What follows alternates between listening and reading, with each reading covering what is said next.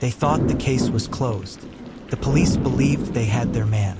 The media had already chosen a villain. And the powerful man who started it all was smiling because he thought he'd won. But there was one detail the young man never shared. Not because he forgot, not because he was scared, but because timing is everything. This is a story about being underestimated, about silence mistaken for weakness, and about how the truth, when revealed at the right moment, can shatter an empire. 17-year-old Isaiah Brooks learned early that silence was safer than explaining himself. Growing up on the east side of Ridgeway City meant you learned which sidewalks to avoid, which voices to lower, and which looks could get you followed. Isaiah wasn't loud. He wasn't reckless. He was careful. The kind of careful that comes from watching your mother work 2 jobs and still come home tired, hands cracked, hope thin but unbroken. Isaiah loved fixing things. Broken radios, cracked phone screens, old computers people tossed out. His bedroom looked like a graveyard of electronics, but to him, it was a workshop of second chances. That skill landed him a part-time job at Harrington Auto Tech, a sleek, high-end car customization shop owned by Victor Harrington, a man whose name carried weight in Ridgeway. Victor sponsored city events, donated to police fundraisers, and had friends in places Isaiah had only seen on TV. Victor barely looked at Isaiah when he hired him. "Just clean. Don't touch anything important," he said. Isaiah nodded. He always nodded. Weeks passed. Isaiah worked hard.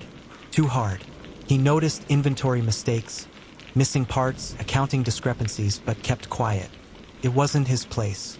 And he'd learned that pointing things out often made people uncomfortable, especially when you looked like him. Then one night, everything changed. A prototype vehicle worth over $250,000 vanished from the shop. By morning, police flooded the building. Victor Harrington didn't hesitate. "It had to be him," Victor said calmly, pointing at Isaiah. He was the last one here. Isaiah was handcuffed before anyone asked him a question. Neighbors watched. Phones recorded. A headline formed before the truth had a chance to breathe. Teen employee suspected in luxury auto theft.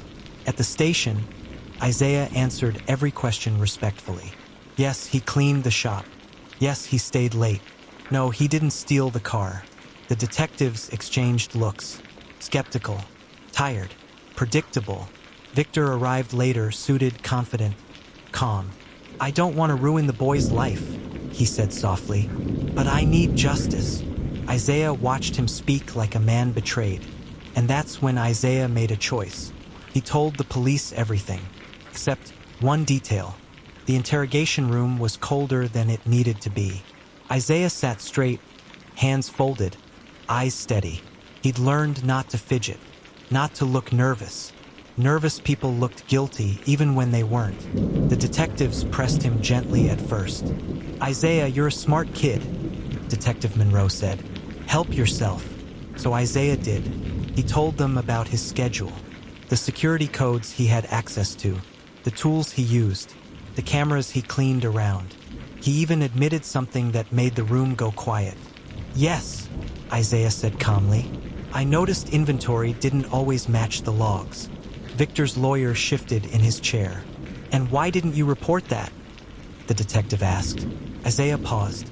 "Because nobody listens to people like me," he said softly. The room fell silent. Still, the evidence pointed one way. Isaiah's fingerprints were on the doors. His keycard had been used after hours. Surveillance footage mysteriously cut out for 12 minutes. The exact window the car disappeared. What Isaiah didn't say was why he knew the footage was edited. He didn't mention that Victor once bragged about a private override system installed off the books. He didn't say he had repaired a secondary server hidden behind the office wall. And he definitely didn't say that he'd quietly copied data from that server onto an old flash drive shaped like a keychain. One Victor assumed was junk. Isaiah stayed quiet, because he understood something most adults didn't. Truth without timing gets buried. Isaiah was charged, released to his mother with a court date and a city already convinced of his guilt. At school, teachers watched him differently. Friends kept their distance. Online comments were worse. "Lock him up. Another thief." Should have known. Victor Harrington went on the news. I forgive him, Victor said, shaking his head.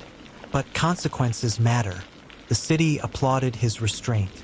Isaiah watched from the couch beside his mother, her hand trembling in his.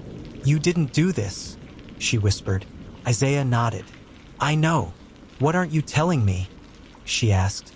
Isaiah hesitated, then quietly said, I'm waiting. Waiting for what? For Victor to grow comfortable, for arrogance to replace caution, for power to forget that silence is not surrender. Victor Harrington slept well at night. Men like him always did. He moved through Ridgeway like a king, golfing with council members, shaking hands with police chiefs, donating just enough money to look generous without hurting his bottom line. The stolen prototype? It was never stolen. Victor had arranged a private sale overseas. Clean, quiet, profitable. Isaiah was supposed to be the perfect scapegoat, young, poor, invisible. Victor underestimated one thing: patience. Weeks before the trial, Victor grew careless. He joked openly at a fundraiser. Kids these days think they're smarter than they are. He laughed. This one sure did. The words traveled. Meanwhile, Isaiah met with a public defender who barely had time to read his file. You're looking at a plea deal, she said bluntly. Reduced sentence. No trial. Isaiah shook his head. No deal. She sighed. You're risking everything. Isaiah finally spoke. I need a forensic subpoena on Harrington Auto Tech's secondary server. She blinked. There's no record of. I know, Isaiah said. That's the point. He handed her the flash drive. On it were timestamps, backup footage, audio logs, conversations. Victor's voice, laughing, planning. Insurance will cover the loss, Victor said in one recording. And blame the kid. People expect that. The defender stared at Isaiah like she was seeing him for the first time. You told police everything, she said slowly. Isaiah nodded. Except this one detail. The courtroom was packed. Victor sat confident, arms crossed, whispering to his attorney. Isaiah sat beside his mother, hands steady, heart loud. The prosecution painted Isaiah as a troubled youth tempted by money. Then the defense stood. We request permission to submit newly discovered digital evidence, the defender said. Victor's smile faltered. Screens lit up. Audio played. Victor's voice filled the room. Clear, calm, cruel. Gasps echoed. The judge leaned forward. The prosecutor froze. Victor stood up shouting, That's illegal! The judge banged the gavel. Sit down. The power shifted audibly. For the first time, Victor Harrington looked small. Charges were dropped against Isaiah within hours. Victor Harrington was arrested before sunset. The same cameras that once followed Isaiah in handcuffs now chased Victor through courthouse doors. Sponsorships vanished. Friends disappeared. Donations were quietly returned. Isaiah didn't celebrate. He stood outside the courthouse, breathing free air, feeling the weight lift, but also something else. Clarity. Justice didn't roar.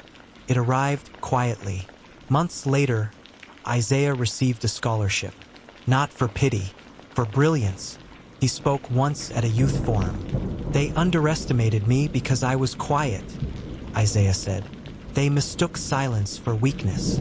He paused. But silence can be strategy. The crowd stood, and somewhere in a cell, Victor Harrington learned the cost of assuming power makes you untouchable. Justice doesn't always roar. Sometimes it waits. Isaiah Brooks knew that silence could be strength, patience could be power, and the truth, revealed at the right moment, could shatter the world of the untouchable. He faced false accusations. He faced a city ready to condemn him. And yet, in the end, he stood free, brilliant, and victorious. If this story inspired you, if it reminded you that the underestimated can rise and the powerful can fall, then don't miss the stories we share every week. Subscribe now and hit the notification bell, because the next story of courage, resilience, and justice could change the way you see the world.